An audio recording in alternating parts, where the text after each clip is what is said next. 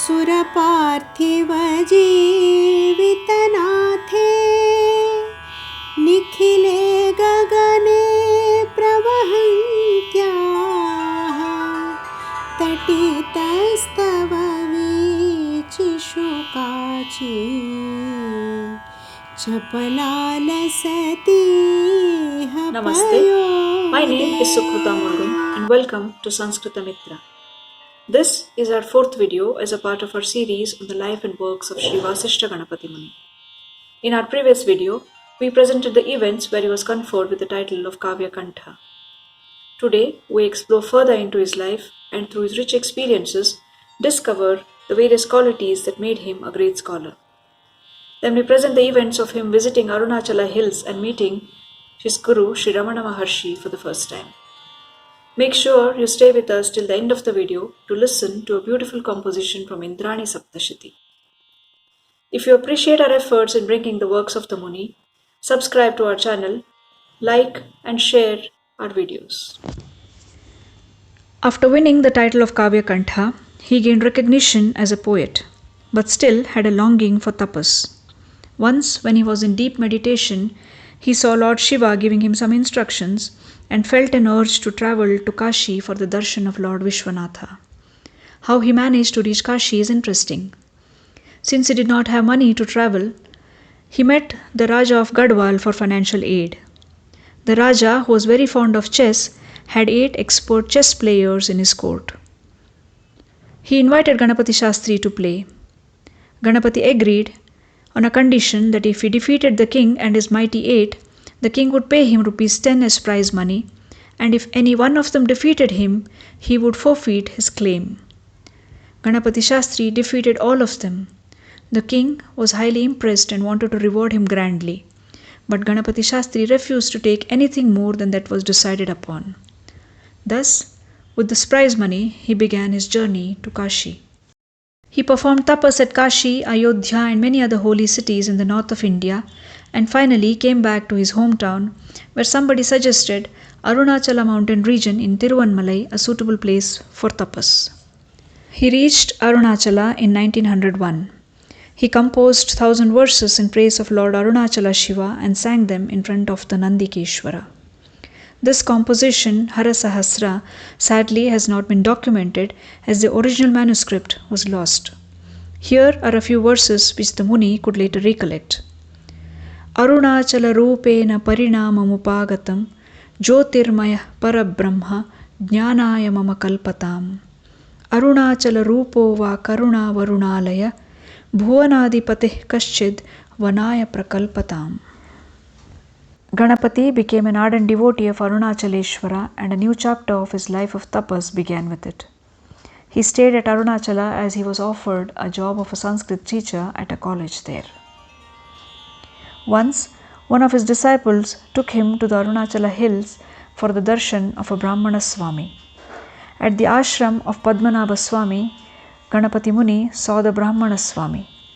He describes him as a sage in silence, his face beaming with inner power, unique and different was he. The Muni bowed to him with all respect. Padmanabha Swami, knowing that Ganapati Shastri was a scholar, asked him to explain the Dhyana Shloka, Shuklam Bharadaram Vishnum Shashivarnam Chaturbhujam.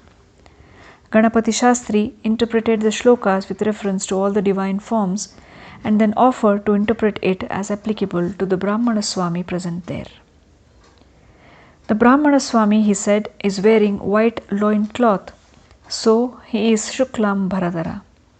Since he is in a realized state, he can be referred to as Vishnu, who is all-pervading. Because of his cool white glow, he shines like the moon, so he is Shashivarna.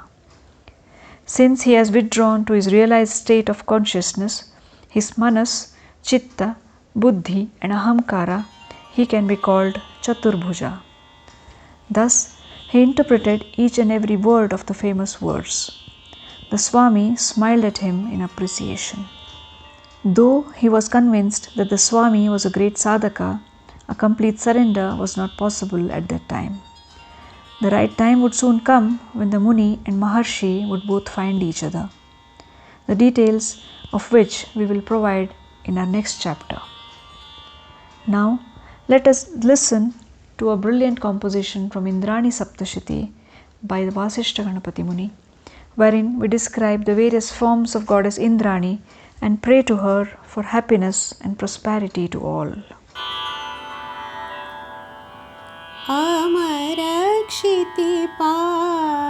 अमरक्षितिपालकचेतो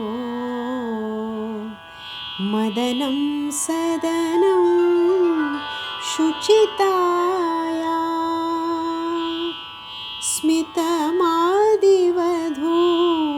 स्मितमादिवधूवदनोत्थं हरतादखिलं कलुषं मे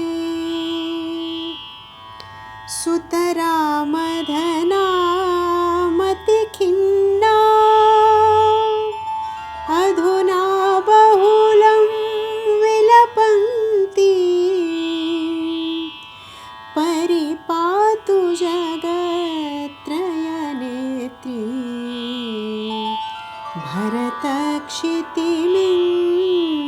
भरतक्षितिमिन्द्रपुरन्ध्री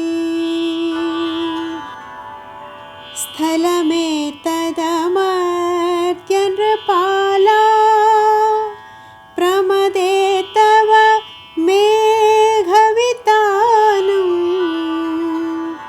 अय्यत्र परिस्फुरसीशे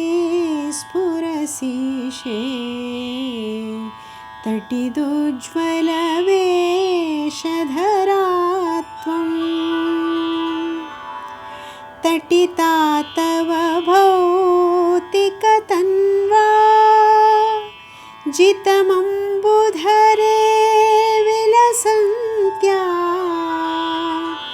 उपमा भुवि या ललितानां युवचित्तहृतां वनितानां स्फुरितं तव लोचनहारी स्तनितं तव धीरगभीरं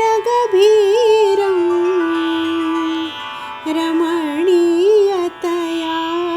मिलिता ते शचिभिकरता चपलाया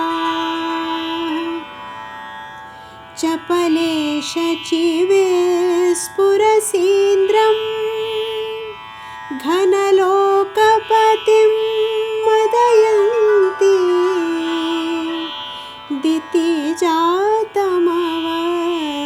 दितिजातमवग्रहसंज्ञं जनदुःखकरं दमयन्ती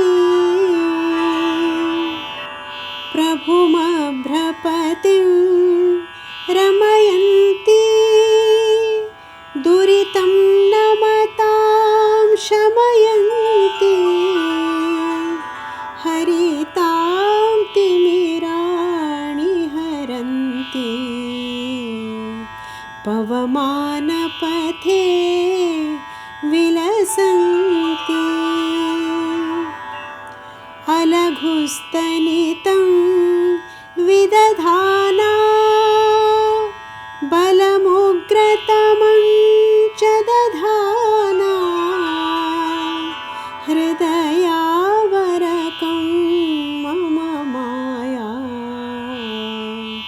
पटलं तटिदाशु धुनोतु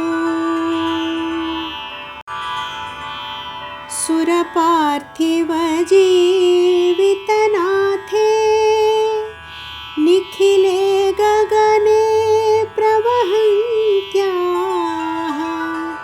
तटितस्तव वीचिषु काची चपलालसतीह पयोदे विबुध प्रणुते धनिकानां